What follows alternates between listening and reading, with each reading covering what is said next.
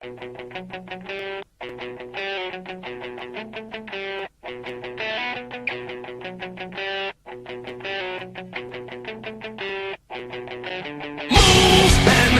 what you can do when you step into the circle and shake like we do, and move when you just can't take it, and move if you just feel like breaking. My name is Chris Vickers. I've been investigating the paranormal for 3 years. My name is George Franco Mihalos. I've been investigating in the paranormal field now for about 5 years. My name is Ryan Fessler, and I have been investigating the paranormal for approximately 4 years. My name is Carolyn Braband, and I've been a paranormal investigator for about 3 years. My name is Brian Turnoff, and I've been investigating the paranormal for 3 years. My name is Philip McCarty. I've been investigating for just about under a year.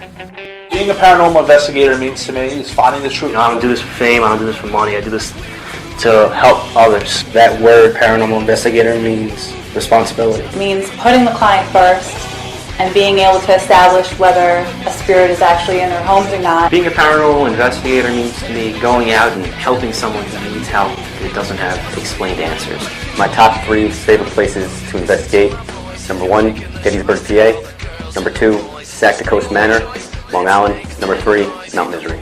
My top 3 places that I've investigated would be number 1, Bobby Mackey's, Wilder, Kentucky; number 2, Mount Misery Road in Long Island, New York; and number 3, Kings Park Psych Center. Top 3 favorite places to investigate would have to be the Fire Island Lighthouse, Kings Park Psych Center, and Sagatoast Manor, all located on Long Island. The best piece of evidence I've gotten has to be at Burlington Prison. He had a strobe light set up outside the room, I started to recreate if a prisoner were to get hurt. and he said, "Guard, guard, help us, we're down." All of a sudden, the strobe light kicks on, starts going off by itself. No one was near it, and it happened several times throughout the night. They turned into just like balls of energy and shot across the ceiling. Look up, I see a black figure come down the stairwell in the hallway. Couldn't really tell what it was, but definitely wasn't there at the time. My favorite piece of equipment would be any Geiger counter. The audio recorder. The air ion counter. I think I'm both scientific and spiritual. Definitely more on the scientific side. I'm going to have to consider myself more of a spiritual investigator. Always try to take a scientific approach. It takes a lot for me to be convinced of anything. I use my equipment and I stick to my equipment, but you also go off your intuition. If you're feeling something, roll with it. Hey, what up? It's Cyrus from Newfound Glory. I want to say what up to Chris and Shadows of the Paranormal. Yeah. Hi, I'm Bobby Mackey, and I'd certainly like to welcome my friends here from Long Island. SOB Group. Hi, this is Aaron Houdini, and I'm here with Shadows of the Paranormal at Bobby Mackey's Music World. I want to give Shadows a big shout out. The views expressed and opinions given by the individual hosts and their guests do not necessarily reflect those of Z-Talk Radio, its affiliates, or sponsors. But we give those other guys the finger. You're listening to Z-Talk Radio Network. Hey, what's going on, everyone? This is Shadows of the Paranormal, Misguided Souls on ZTalkRadio.com. We have tonight with us Robbie Thomas, who is a psychic profiler, and we are super stoked to get this guy on the show. Super! You know it's super if you say it 4 times. Yes. That's a fact. Me, Ryan, and Brian had met Robbie in Moravia, New York, when we were doing a charity benefit. Seems like everybody we're interviewing these days we actually met at Moravia. I know, right? But that's what conventions are for. You meet people, and you get to meet great people, and of course they want to talk about what's going on their end of the spectrum, and we're more than happy to do so as well. And he was definitely a really cool guy to meet. He had a great lecture, and we can relate to what part of his lecture was about because he's into the paranormal field for the right reasons. Just he got into it to help people and to find out the truth and to assist in cases and help families who are in need of somewhere to turn. And he's a psychic profiler, so it's definitely pretty interesting hearing his stories and some of the cases that he's worked on. He's an author. I just finished reading one of his books, Time Shift. It was an awesome book. He's getting rave reviews from pretty much everyone who's read it. That span the everywhere, doctors, journalists, respected book critics, everybody. So you know it's got to be pretty good. That's just one of the many books. I think he's author of 5 books. That's his most recent one. It's really cool. And there's like an element of truth in it where he talks about, well, we'll talk about it more when he comes on the show, and we'll get into that aspect a little more. But he's an awesome guy, really genuine, great lecturer. And like you said, he's in it for the right reasons. We come here. Our philosophy is, we're here to help as many people as possible, and we're not for profit, so we don't make a dime off anything that we ever do. Similar to, he's very similar to us. He has a special gift, and he doesn't charge anybody to use that special gift. So, he's definitely in it for the right reasons. When we say genuine, like when we talk a lot about people, a lot of the people that we interview, this man is the epitome of genuine. He uses his abilities for all the right reasons. He's a pretty funny dude in general. Yeah, and he's just a good guy, just funny dude, exactly. We did briefly interview him when we did our Moravia convention. I think did we play that yet? Have we played any of that? We haven't played it live on air, but it is on our website, www.shadowsoftheParanormal.com. Go on there, hit Misguided Souls, and there's some stuff about the Moravia convention. There's actually 2 shows that are on there. And you'll notice that, so you'll find the Moravia convention interview. We've interviewed, Robbie Thomas, James Anito, who we had a couple weeks ago. We had a bunch of people, so it's definitely cool to listen to. And for those who were listening last week, in the first hour, some of you may know, some of you may not know, we were interviewing Jeff. We tried to interview Jeff Mudgett, but unfortunately we had some technical difficulties that we had to take care of, and we actually did a surprise second hour, which we tried to announce. But if you didn't get a chance to hear it, definitely sign on to our Facebook page. Our Facebook, we'll have a link up there later, or just go straight to our website, like Chris said, shadowsoftheparanormal.com, and you'll see all our radio interviews, and you'll catch last week's interview with Jeff Mudgett. It was amazing. Ryan had he was just a wealth of information, full of chub, and a wealth of questions, which is something which is amazing. And he you could tell how much he was into it and how much we were all really into it, and even more so how much Jeff was into it. Yep. So I'm gonna call Robbie now. He been sending messages back and forth. We're doing it a little different this week. You hear that in the background. That's the Skype sound. I'm sure most of you guys are probably familiar with the sound. So we're going to do it through this way. Hey, Robbie. And Chris. Hey, guys. Hey, what's up, Robbie? What's going on? Hey, wish you guys best. How you doing? Good. How you doing? I'm doing fantastic. Thanks for having me on your show. Oh, thanks for coming on. That's our pleasure. So what's going on? Oh, just a little bit of this, a little bit of that, and trying to keep myself out of trouble. Well, knowing your schedule is probably just a little more than a little. It's probably a lot of this and a lot of that, knowing your schedule. Yeah, it's. I actually got some fishing in last night, and a little bit of camping on first time ever. So yeah, I'm doing okay. Very nice. Where were you camping? Went to a little Bay Area resort and caught nothing but a hangover. Well, that's the best catch of them all, from what I know. Yeah, absolutely. So what's going on? So I know we know that you're you call yourself a psychic profiler. We're obviously familiar with the term, but probably a lot of our listeners aren't really too familiar with what a psychic profiler does. Can you maybe just kind of explain that a little bit more? Yeah, absolutely. Everybody has to have that benchmark signature type label to who they are, what they do, because people have to have that identification marker. And I used to go through many years, and I had my own radio show for years. People say, what do you call it? Well, my name's Rob, and that's just what I did. So people say, well, you psychic, medium, you got to come by something. So I just had to put something out there, psychic, right? I went through to be a police officer twice, many years ago. My very first movie I'm ever in was police officers, firefighters, and EMTs who quit under duress. But I wasn't stressed out. I just happened to find this gentleman who was passed on, and he started to talk to me.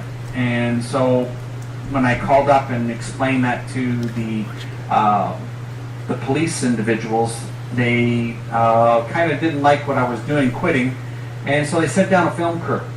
And during the taping of this movie, that there was the captain, the sergeant, and the film crew. They asked me, and I told them the truth. You should have seen their faces. I mean, their jaws fell. They couldn't believe what I was telling them. But to this day, many years ago, 20-some years ago, I've been out there helping families and police and in behind the scenes and in the spotlight and the media, and just doing what I do. So putting the title of psychic profiler is what I do. I take myself and I do a crime, and I'll put myself in the shoes of the murdered individual, and I'll look through their eyes, and I'll gather as much information as I can. Then I place myself inside the monster, if you will. That's a term to use, lack of a better term. And look through their eyes and see what was going on and what was involved and what have you. Best way I can describe it is, I feel things that the victims go through. I see what the monster has done, and it's been very effective. There's cases where I've gotten the murderer's name, and, not Bob, John, or Joe, Cecil. Cecil knew, and he, in Kentucky in 2007, a case that was very prominent and high profile, and the little boy gave me his name, so we gave that out, and he's arrested, and he's serving life in prison for forever now for taking the life of a little boy.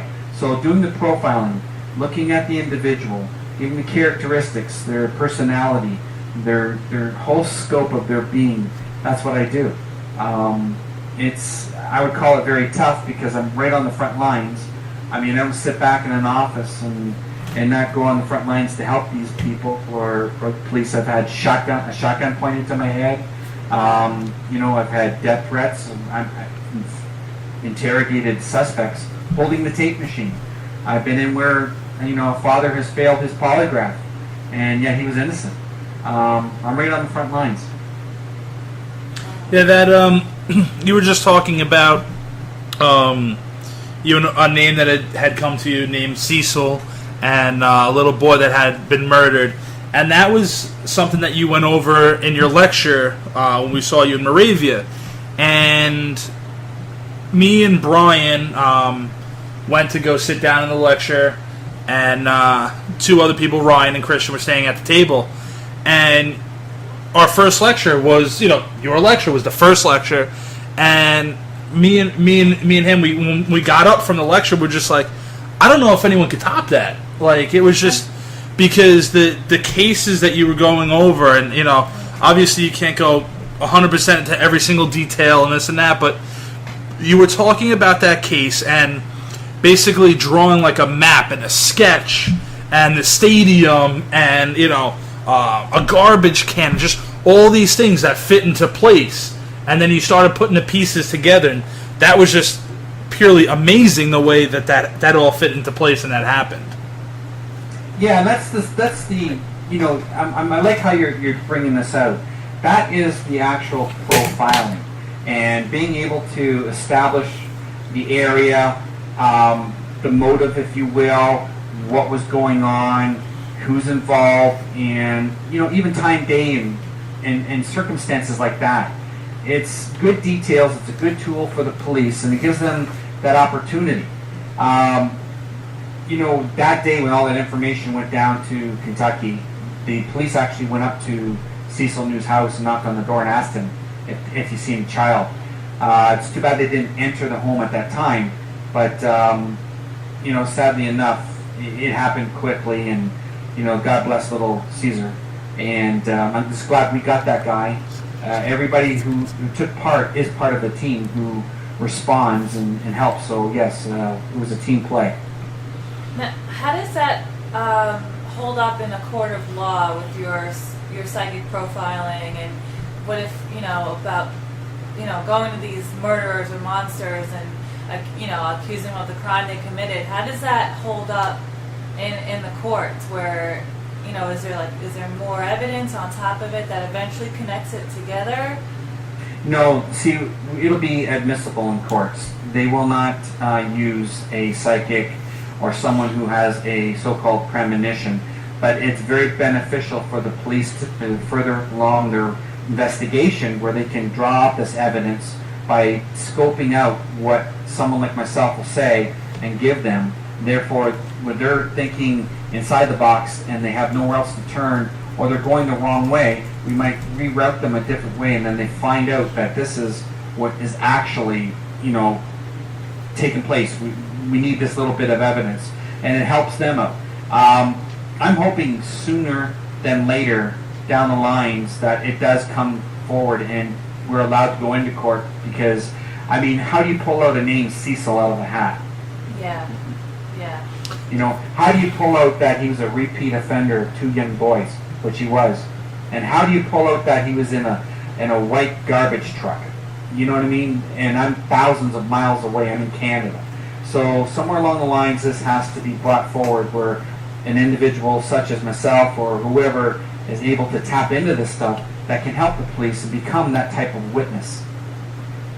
One thing that was cool was during the election, you had like an intro video and this and that. You were showing a lot of newspaper articles, a lot of newscasts, and they were talking about this. And you have a lot of big credentials, and it's not just like, yeah, well, you know, I helped the police department once, and I told them there was a guy with a gun, and they got him. Yeah, it's actually, you know, you're going to law enforcement agencies in the next country over, thousands of miles away from your houses, and helping these individuals and these families, and trying to get some type of closure and some type of justice for these families. And you know, how rewarding is that when you go to a location and the police are asking you? They're saying to that, you know, to you, we've exerted every option that we have. We can't figure it out. Can you help us? How does that make you feel? Part of the team. It makes me feel, I don't feel gratified. I know a lot of people try to see if I can get that word out. I feel part of the team, and at least giving that little bit of help. See if they're missing it, and I can, you know, it's like helping each other. That's the main thing. Like I said, I was in where a father failed his polygraph, and it was a big case, another international big case.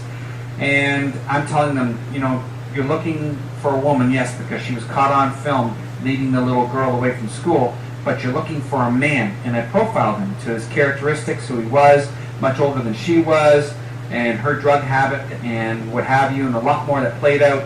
And sure enough, I'd say less than a month, just a month ago, he was finally found guilty, and she pled guilty a year ago, roughly, and they're both in jail for life now. And they were only looking for a woman, but there's a man and a woman. We found the little girl's body. The characteristics in which I gave him, I drew the tree line, the pile of rocks, the wagon wheels, and it was a Mennonite village actually, so there was a horse-drawn buggies. You know, it all played in and helped out. The police officer who actually found little Victoria, you know, kudos to him. Everybody helps out in anything he can. But I remember sitting in the police station with the detective and talking the scope of many different things. And being a film producer as well, I have the background in seeing, you know, we can enlighten the film and try to get a better, clearer picture of the woman. So they put a bubble around her. There was just certain aspects that whole time being there and going over things with the family and the police. Just being a team player, you know, that's all I can say. Now, how is that, you know, because a lot of people would probably be like, oh man, I wish I had that ability. I wish, you know. And I remember both days of Moravia, we were driving back and actually both of where we were staying was probably about 40 minutes away. And I think both days, the whole ride home was talking about Robbie Thomas and, you know, how much of a burden that's got to be, and you know, and how, you know, like how does the psychic profiling and getting these visions and things affect your life? Because, you know, a lot of people probably oh man, that's got to be awesome, but you know, in another light, as playing devil's advocate, it's probably got to be hard, you know, trying to help out everybody and, you know, all these things, and knowing that, you know, for the most part, it's, you know, not such a great outcome, and it's not, you know, you're not going to find people that are always alive. Yeah, you know, and it stems even further than that. I mean, I have other people in my life that I have to look out for. My family, number one. My children, my wife. You know, I'm not going to hide it. I mean, you stick your neck out there to do things, you're always going to have the so-called skeptics and hater groups out there who come and attack you all the time.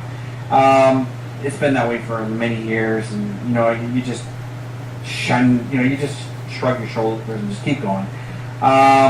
It's hard because people look at it as, oh, you have an ability, you're able to come do this. Why don't you do it for me and help me? And I get tons. I mean, just this week it's like 1 a day. Or 2 a day next week, or the week before was like 2 or 3 a week. There's a lot. I get a lot of requests. You want to help people because you love people. I'm a people person, and I love people.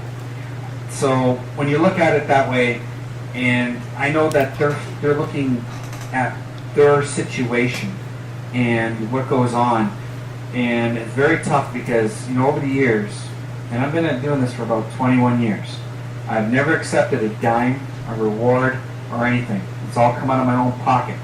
I've flown myself around throughout the United States, Canada, and to help people. People don't realize it does cost thousands of dollars to do this, and I'm taking money out of my children's mouths. And I have two children who are disabled and need medicine to stay alive. And then I look at it as, okay, I got my complaints too, and I'm human, and and we have to look at it in that aspect. And then I look at it, I take time away from my family to go help other families. And I actually, when I say I go for like a week at a time or whatever it is. In some cases, I fly back and forth, and we're putting a huge case together. It might take 2 years, and it take 2 years of my life to spend for somebody. And and in the end, there's not really a lot of gratitude. Sometimes they don't like what's being told to them. Sometimes they don't like what's being said. A mother, her son went missing last Christmas. She asked him, you have to tell the truth. I don't sugarcoat anything. And I said, he's in the water. And she goes, tell me he's not dead. And I said, I can't. He's in the water. And I went down there and I pointed to the area exactly. I brought my wife on this case. I went down and I have all the, we're going back and forth texting when I got into that city and explaining where it was and down by the water and stuff. And that afternoon, the OPP police were diving in that water. And they just missed them. And after 2 months went by, they gave up the diving part of it. 2 months and a little bit went by, his body was found 1,000 feet down. Well, the river carried him that far. I'm the bearer of bad news, and I hate being the person to do that, but I haven't spoken to that family, and I know they don't like me because of the fact I told them he was in the water. And it's not because it's me, it's the fact that I was the one who had to say it. Yeah. And it shouldn't be that way, and it shouldn't have to come to this. It's very difficult, it's hard, it's rendering, ill feelings and what have you, and people say, I wish I had your gift. No, you don't. You don't. I mean, sure, I found people alive, and I got letters and testimonials to the fact of that on my private webpage. And there's the good, there's the bad, and there's the ugly of everything. Since you brought that up, we've been talking a lot. You obviously make a lot of sacrifices, your time, your money. And unfortunately, it seems like probably a lot of the cases you work with are going to have a negative outcome. But you did mention there are some good parts to it. Can you maybe talk about a case where there was some positive results that maybe you could feel maybe not gratified, but maybe something that's close to it? Yeah, absolutely. This lady comes to me. I'm going to try to bring you the closest cases that were just recent.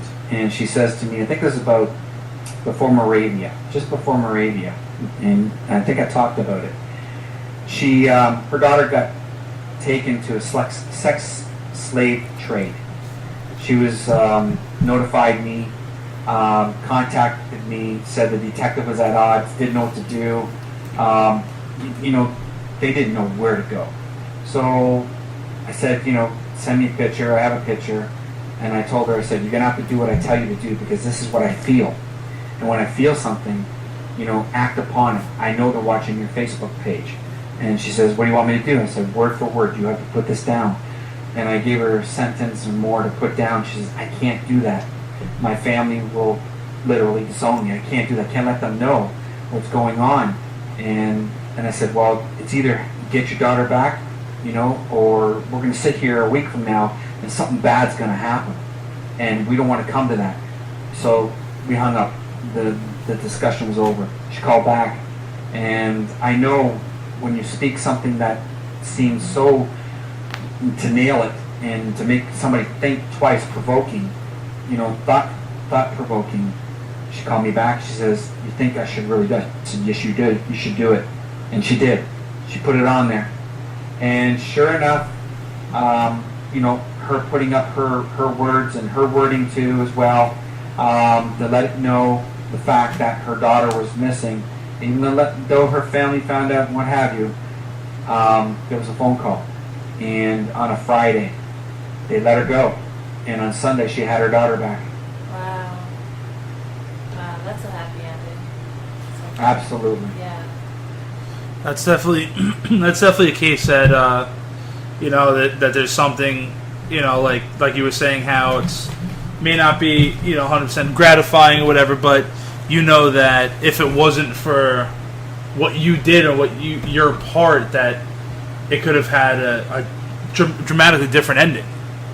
Oh, it could have. I mean, we're talking about a sex slave trade that was explained to me that went from China via Toronto into the States. So, I mean, that's scary.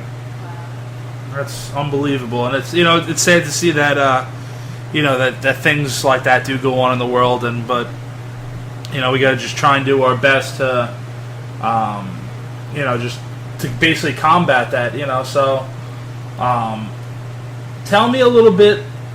You've been doing working with law enforcement and profiling and stuff for about 21 years. What made you decide to start writing, to become an author? I wrote my first book in 2003, but I had a forums. It was called Robbie Thomas Forums. I started that back in 1996-ish, roughly, and it ran up to 2004 area. And I had people from all around the world. I mean, we had members up to a little over 10,000 at one point that belong there. And there's still members on my Facebook page from then that have come over to Facebook. Lovely people, and it was just a forums where people could go, talk, express themselves, talk about the paranormal, what was going on in their lives, and spiritual realm, and what have you. I started taking, notes and things over the years, and I decided to put this book together. I wrote it, sent it in, and sure enough, it got picked up by a publisher in Canada, and General Store Publishing House.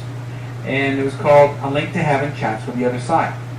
And it was amazing because, that's your very first book, your baby, and what have you. It was critiqued by Vanity Fair critic, which was one of the toughest. And, I thought that was great. She gave me a great review, and it all started then. Right from that time, in 2003, 2004, I was put on television. I did 1-hour shows that went syndicated, and Star Choice Satellite, Bell Express View went through the States, and that's how it all really, really started big time. And you've written a bunch of books since then, and you recently just came out with a new one called Time Shift: The Paradigm.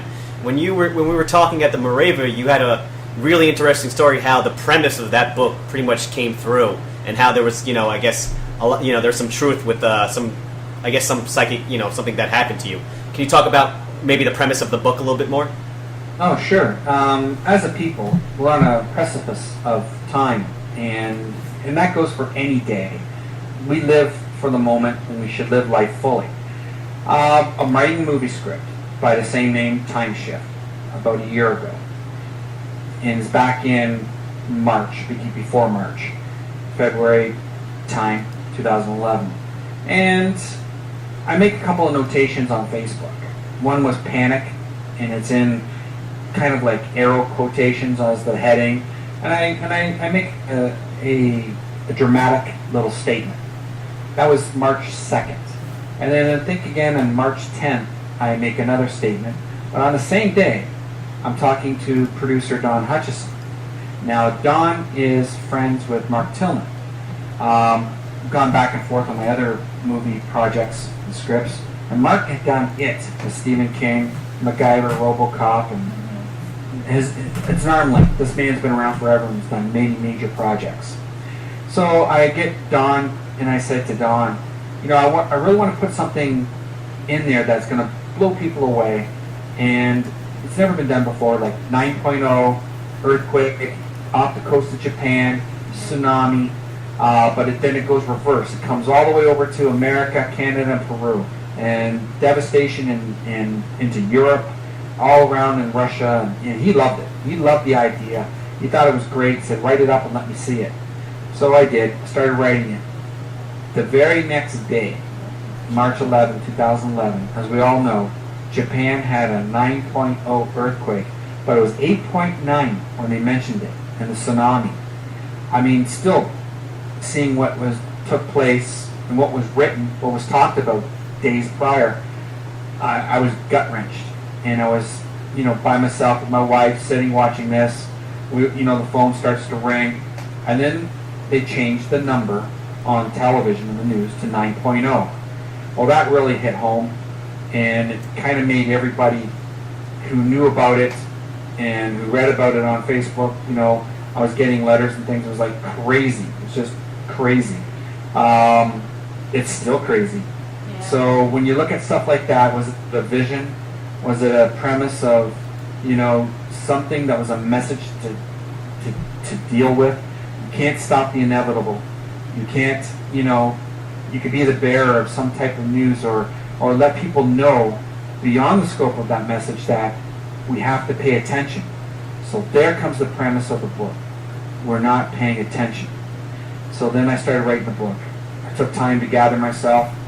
I put the book together and the quandary of humanity, mankind, and much more beyond.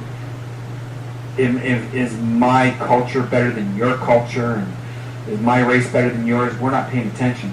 So I know Chris read the book and he's going to get his feelings on it. And I just kept going. I don't want to dive into it until Chris asks me questions, but I mean, that is the premise. It's about us. Yeah, you are right. I did read the book and I loved it. And I did a review for Amazon.com. So hopefully some people can read that and kind of get a feel a little bit and want to read it because of that. This book, Time Shift, was awesome. Me and you had spoke, and like I even told you, I am definitely not a reader.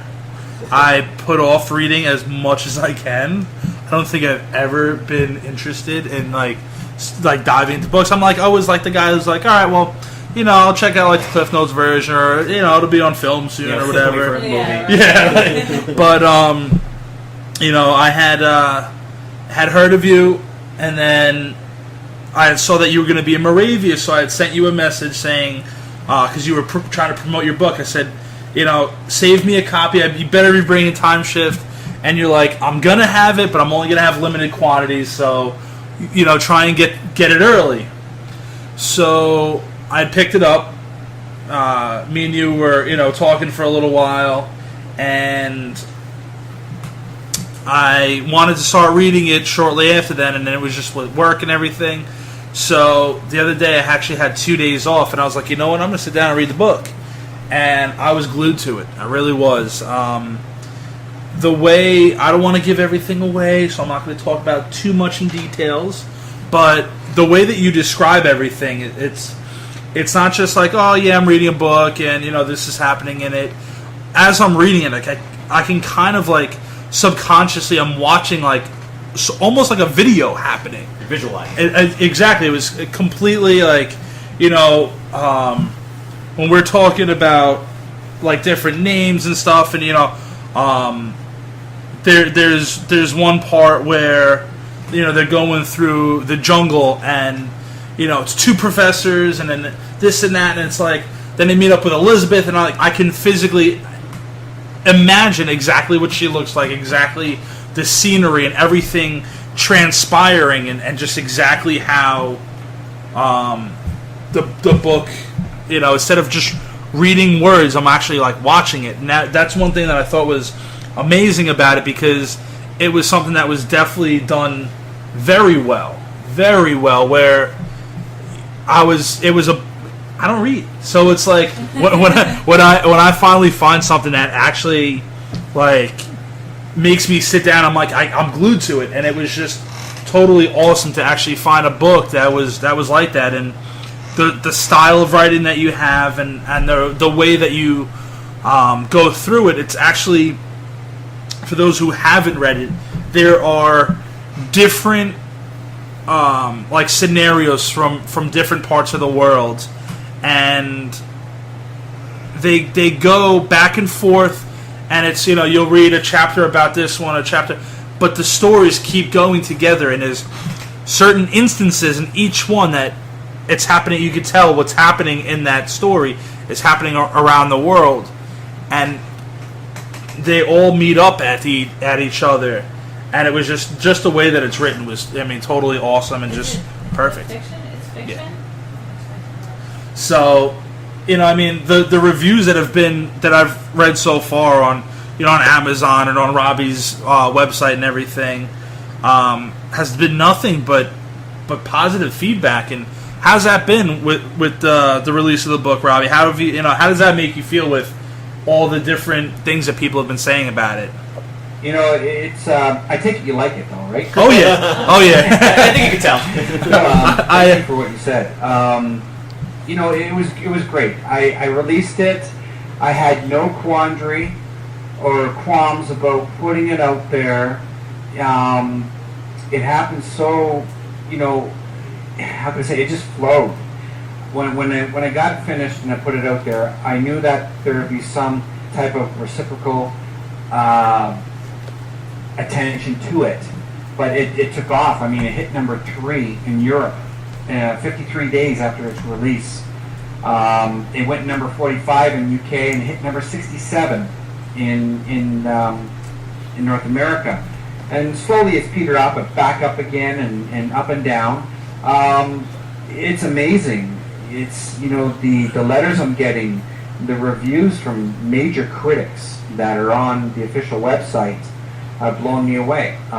Magazines from doctors to, you know, legitimate, real heavyweight critics.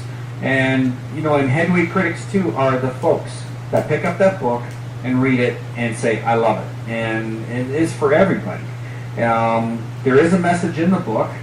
It's not like your soft little message. This is kind of hardcore, and I think it opens people's eyes up to the perspective of, you know, many different things, like how did Rob get 9.0 earthquake, tsunami, you know, just days prior to, and, you know, the synchronicities of this book.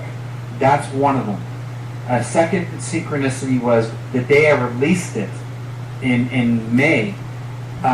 There's breaking news on CNN that they found the Mayan calendar, a complete Mayan calendar in a cave, and the 13th cycle is complete, and we move forward.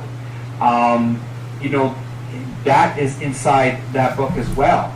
And then when I talk about parallel universes and the parallel worlds merging with ours, just 2 weeks ago on the news, and it's in Time Magazine, CNN, you can Google it, that scientists have found a parallel universe comparable to ours and a world exactly like Earth. Is this what I'm seeing in the future, what's coming? You know what? People, you know, there's many people out there who get visions and what have you.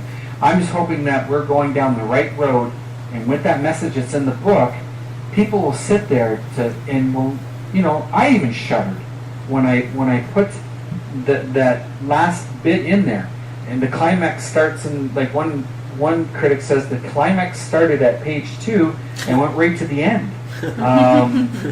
You know, it's amazing. It's all about us, you know, and how we can come together. Well, and that's one thing that was definitely interesting, is because you did talk about the tsunami prior to it happening. You were talking about, you know, you released Time Shift, and it talks about the Mayans in there, about the calendars and this and that, and the parallel universes, and everything that you have described and things that are coming into the news are literally written right down in your book. Yeah, and they were written a year ago. Now, when writing a book like this, how do you come up with the different situations or the different names or the characteristics of these? Was it something like Take Time Ship? Was that something that just really came to you? Was it something that you really had to think about, or how is it for someone who hasn't written a book? No, it flowed, and I incorporated all the characters and the personas from practically everybody I've worked with, from heavyweight scientists. I've worked with people who worked with Homeland Security in the United States, IBM's top inventor, who invented ordnance they use over in Iraq and Afghanistan. I've been with him. He's been in my house, and we've been down through the States and different venues and stuff. I've incorporated the scientists like that, like Michael Esposito, who was worked in the PSYOPs in the American Army. So I took all the personalities of all these different scientists. The book has science in it as well as the spiritual aspect. I stayed away from religion for the main focus that it would be a pleasurable read and not put anybody on their pedestal without putting somebody else on a pedestal. So I kept it neutral. And incorporating all these different people I've worked with from law enforcement as well, and looking how I brought in the Army, how I brought in the sheriff in the lazy town. It's everybody I've met throughout my life, and just put it down into words. So, do you actually know anyone from Owensville, Kansas? Owensville, Kansas was a name I just popped up in my head. I tried to figure out. I went to where's the heartland of America?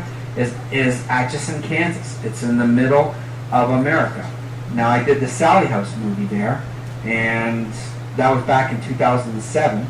I was filming that movie, so I started figuring, I'm not going to use the name Atchison, and I'm not going to use Kansas. It's been done, it's been overdone.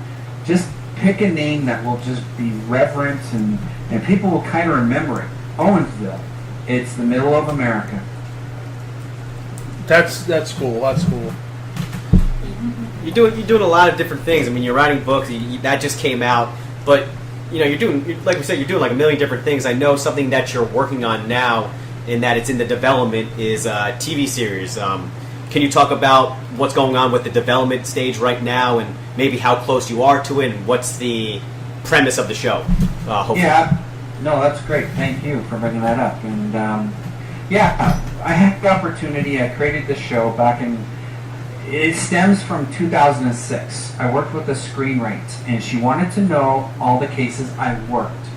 So I gave her a bunch of cases, and it was going to be a fictional 1-hour episode show every week, and it was based on a man who had a vision and worked with police, and so the series was drawn up, 12 episodes in a pilot. It was great. I looked at it, and a lot of people interested in it, looking at it back then. So then it just didn't go anywhere. So I kept it, I remodified it, and made it reality. Many different stages, many different times, sat in the head office of the Vice President of A&E and going over many things. They loved it back then. I think it was back in 2008, 9 area, around there. And then I sat back and I remembered I did this benefit for Make-A-Wish a long time ago, and the producer of Lamport Shepherd, Michael Lamport, was there. But go back to 2005. I was asked to come. I was doing a murder case back then, and would I like to be part of a TV series and come out and help them? And I thought, okay, this is great. 2005 TV series, and it's about going into houses and talking to spirits and stuff, and I kind of thought, I'm really into this huge murder case, and so I passed on it. Sure enough, that show is Rescue Mediums, and it's been seen now in 28 countries around the world, and it's a hit show. It's won many awards and what have you. I meet Michael again, 2008 area, and or 9, sorry, around there. And I talked to him a bit, and then I said, "I'm going to go home," and I have his card. I put it in one of my computers. I said, let it sit there for a while. And then I decided I'm going to give him a ring. And I did. I passed him on the show I created, Psychic Profile. It was about a day went by. He come down to see me a few times. And sure enough, he fell in love with it, liked it. We shot the pilot. He got me the best film crew in the world, America's Most Wanted film crew. They knew all about me. They knew all about my work prior to. It was really engaging to sit there at breakfast speaking to the head film crew member, Bill, and he said, John Walsh and all them, they all know about my work, and I just thought, this is really crazy. I'm just me, and I can't believe it. But anyways, we went on, and that's why they came up to film it. And one of the best production companies in the world, Lamport and Shepard. Hats off to them. They're very beautiful people. Gregory Shepard and Michael Lamport. And we have many people waiting. It's been seen by many networks. They apparently have a buyer over in Europe, Canada, and also many major networks here in America looking at it and vying for it. One I'll say was Oprah Winfrey. And when I remember getting a phone call, I was shopping, and it's hysterical because I got the phone call. He's screaming on the one line. He's saying, "We're told not to show anybody," and he goes, "I can't believe it. We did an emergency meeting, and they said, don't sell it." And I said to my wife, I go, "Here, watch the phone. I'm going to answer the cart." And I walked outside, and it was just all configurated, but it was a happy moment. And so this is where we stand. And we have other people that have come into play now, and major networks, and we're just waiting. It's a waiting thing. Anyone who's deserving of it, when we met you in Moravia, and we've talked since then. One of the things that pop up in mind is you're just a genuine person, and you put yourself out there in a lot of positive ways. You try to help people. So if anyone who's deserving of to get some more notoriety, just to be able to help people, I know that's what you want to do. You're definitely deserving of such things. So, just keep doing what you're doing. Thank you. I'll never, I listened to what you just said, and it just gives me that little fire under my butt to keep going, and which I do. I will never give up. People, we need each other. And so, in saying that, if it's just a little bit that I help, it's a little bit I help. And, just keep going. If this TV show happens, it takes a long time to get things green-lighted, but everything's in play. And if it does go, fantastic. That means there's more people out there I'll be able to reach because, just being me, I can't do it on the budget I have. And so being able to do this, that's all I really wanted to do. That's pretty cool. There's someone who's in our chat room that has a quick question. They were wondering if you were going to be going. You're from Ontario, correct? Like right over there. Yeah, way over here. Where the igloos are. Yes. And they were wondering if you were going to Calgary anytime soon. I know it's like 28 hours from you, but they were wondering if you were going to head over there anytime soon because they would love to meet you and get to listen to maybe a lecture if you were doing something in that area. Oh, I sit back and thank you for that. Was nice of them to say that. I would love to go to Calgary and do stuff. I know there's a lot of beautiful people out there who have groups, and I've spoken with them out there. It's again, if there's a convention going on, and the things that follow that, they got to pay your way out there and what have you. Absolutely, but I kind of stay close by here where it doesn't cost a whole lot and help people around here because I do a lot of charity as well. And Moravia, when I got called to do Moravia, I know it was a long drive, it was many hours coming from where I am to go there, but I met so many beautiful people, and my wife appreciated it. She loved you guys, and meeting everybody, it was great. Took a lot of memories away from there. Getting up in age as I am, and I'm in bed by 9 o'clock with my Geritol. But, it's amazing. And if I could get out to Calgary, somebody bring me out there. That would be cool.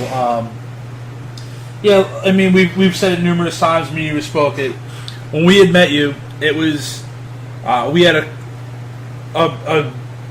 we could relate to each other because no, we're not psychic profilers or we don't work with the police departments and stuff like that. But it seems that we're both in this field for the right reason. You, use your abilities and your gift to help families and to kind of bring them some closure and this and that. And we're not a paranormal team that goes out there just looking to gain some evidence or looking to get some investigations under their belt. We're a paranormal team that's trying to help people, and that's our main focus. Is we don't care about getting evidence. I personally, none of us can really care if we have, the best EVP or something caught on film or something. But if we can give some type of closure or some type of answer to a family, that's really what we're out there for. Yeah, absolutely. All games, go out the window. It's serious time and to help people. I mean, I've had people. You're going to get that anyway. Like I said, the good, the bad, the ugly. Where they'll say, "Oh, he's just promoting himself and doing this to sell his books and stuff." But people really take a look. I had my books prior to even getting and doing stuff heavy in the media. I mean, my books were first, and then doing TV specials and talking about spirit, and then along the lines came police and everything else. I do things in perspective. I do them for the right reasons. If people are going to say this and that, that's because they just got nothing else to say but this and that. You have to keep marching to your beat of your drum, your path that you're blazing, and keep doing it for the right reasons. People take notice. They know the real stuff. It's amazing because I even had the opportunity to speak to like Sylvia Brown's manager and people like that, and I adore her. And people come down on her for certain things and what have you, but they don't count the good stuff she's done. They only count the one thing bad she's ever got caught for or whatever. It's a sad life we live if people start doing that too much. Unfortunately, we only have a couple more minutes. I know all of us have like a million more questions, so I know we definitely would love to have you on again. If any of our listeners wanted to contact you, maybe find some more information, where would they go? Any suggestions? Yeah, they could go to robbiethomas.net. All the information's there. I think there's even a link there. It'll take you over to my new book website. Have fun reading some stuff that's there, and that's how they can get a hold of me. Yeah, so those listeners, everyone who's in the chat room as well, you can check out our Facebook, you can check out our website, and you can check out Robbie at ROBBIETHOMAS.net. It's RobbieThomas.net and TimeshiftTheBook.com. And if you guys go on the site, do yourselves a favor, just go to RobbieThomas.net, scroll down a little bit, and Parasylum. It's his new book that he's working on. Click the book, and you can actually read just a little synopsis of it. It's just a short 5 pages, and that's going to get you hooked. It really is. I actually read it right before, and I had Skyped Robbie, and I'm like, dude, this is freaking awesome. And it's definitely going to be an awesome read. I cannot wait till that book comes out. And do you know exactly when it's going to be released, Robbie? I'm trying to see, fall, Halloween time. And again, because it pays homage to the paranormal investigator, without giving a lot away, it's owed to everyone. Again, it comes off the trilogy of movie scripts that are taking a look at that are Paradox I wrote a long time ago. And so now I've got a trilogy of books coming, and this will be the first one called Parasylum. Awesome. Well, thank you again for being a guest on our show tonight. It was honestly a pleasure, and it was great to have you on here. No, thank you for having me, guys. It's been great. And I'll be talking to you soon. Thank you again, and Robbie, have a good night. Yeah, thank you, guys. Take care. Thank you. Goodbye. Enjoy your night. Robbie is an amazing person, very sweet, very genuine, and glad to have him on. That was awesome. Yeah. Just for the first time we met him, he's just exactly the same type of guy. He's just a very even. You kind of see him actually, and you look at him and kind of think he's like a motorcycle guy. You know, he's got this beer-shaped head. You know, he's stocky. And you look in there and you're like, oh wow, this guy can probably just rip my head off right now. But then as soon as you go up to him, he's a teddy bear, and I hope he's maybe not listening because maybe he doesn't want to be called a teddy bear. But we mean that in the nicest way. He's just a genuine guy. From the first time we met him to now we're talking to him. He's just, I don't know. To me, when I hear him, I hear his voice. You can hear that he just wants to help people. Yeah. He wants to use his gift to help people. And like us, we don't have gifts, but we want to help people. So I think there's that camaraderie between us that we both understand that we're both in it for the same thing. And to be able to talk with him and then to kind of give our listeners just a little taste of what he's all about. It's really an honor to work with somebody. And a side note, he's actually worked with, like, if you're a huge Rolling Stones fan, their original guitarist was murdered. He actually worked with an author who was doing research on this murder. It's been a cold case, for almost 50 years now at this point, and he's actually helped out. So if you're a huge Rolling Stones fan, that's something you might want to listen to. Definitely check out his website, RobbieThomas.net. He's worked with a bunch of famous people, but he's worked. He's just there to help people, whether you're famous or not. And it's just a true pleasure of mine. I know everyone else probably feels exactly the same way, and I'm sure we can have him on again. I know we all have 1,000 more questions. So. Unfortunately, we only have an hour's worth of time. And that's the thing. It's like I had so much I want to talk to him. And actually, before this show, we Skyped, and I'm like, dude, I was like, I got to talk to you about this now because I don't want to give the book away. So we were sitting there going back and forth about the book. So I appreciate everyone who's in the chat room. Had a bunch of people tonight, which is awesome. A lot of feedback and a lot of positive energy. Coming up next is Your Spirit Beacon with Deborah Nick Lance, and they have Chris Dedman on. Chris Dedman has been in the paranormal field for years. He was on Travel Channel's Most Terrifying Place in America, which I was on too. Self-promotion. Yes, self-promotion. He was on episode of Ghost Adventures. He was actually at the Villisca Axe Murder House in Iowa. He was on Paranormal States episode I Am 6. This guy's been all over the place. We caught a lecture at Phenomenology that he was doing, and my mind was blown just from what he was talking about. So he's got some amazing stories. So definitely stay tuned for Your Spirit Beacon that's coming up next. It's going to be with Deb and Nick Lance. I mean, it's going to be a great one. You're going to hear some great stories, and it's funny. Going to be a good one. It's funny because like Chris Dedman is this very serious demonology blah blah blah, and then you leave the convention, and we went to Chubby's with him, and we went to a barbecue pit with him. And he's cracking jokes just like everybody else, and he's definitely a great person. And listen up. And in just over a week and a half away, Nick goes to OU. So Mama Lance is going to be. She's going to be partying it up. She really is. We'll send him an SOP funnel. Yes. It's okay. I'm going to send him some protection. So, but and just before we wrap this up, happy birthday to Ryan in 4 hours. His birthday's in just a few hours. Little baby boy growing up. Oh, he's so cute.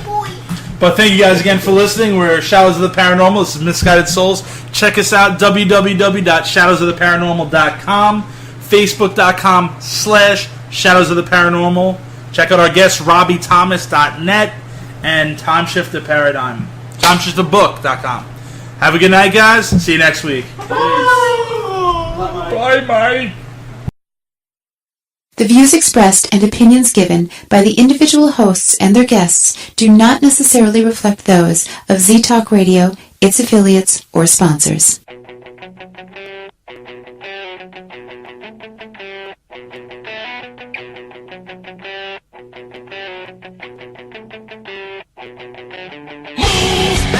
Show me what you can do when you step into the circle and shake like we do, and move when you just can't take it and move if you just feel like breaking. My name is Chris Vickers. I've been investigating the paranormal for 3 years. My name is George Franco Mihalos. I've been investigating in the paranormal field now for about 5 years. My name is Ryan Fessler, and I have been investigating the paranormal for approximately 4 years. My name is Carolyn Braband, and I've been a paranormal investigator for about 3 years. My name is Brian Turnoff, and I've been investigating the paranormal for 3 years. My name is Philip McCarty. I've been investigating for just about under a year.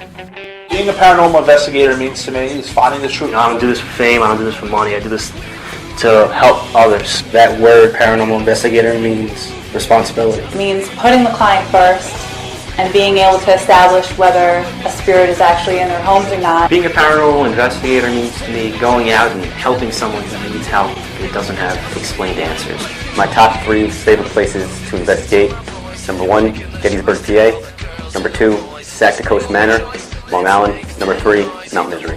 My top 3 places that I've investigated would be number 1, Robbie Mackey's, Wilder, Kentucky; number 2, Mount Misery Road in Long Island, New York; and number 3, Kings Park Psych Center. Top 3 favorite places to investigate would have to be the Fire Island Lighthouse, Kings Park Psych Center, and Sagato's Manor, all located on Long Island. The best piece of evidence I've gotten has to be at Burlington Prison. He had a strobe light set up outside the room.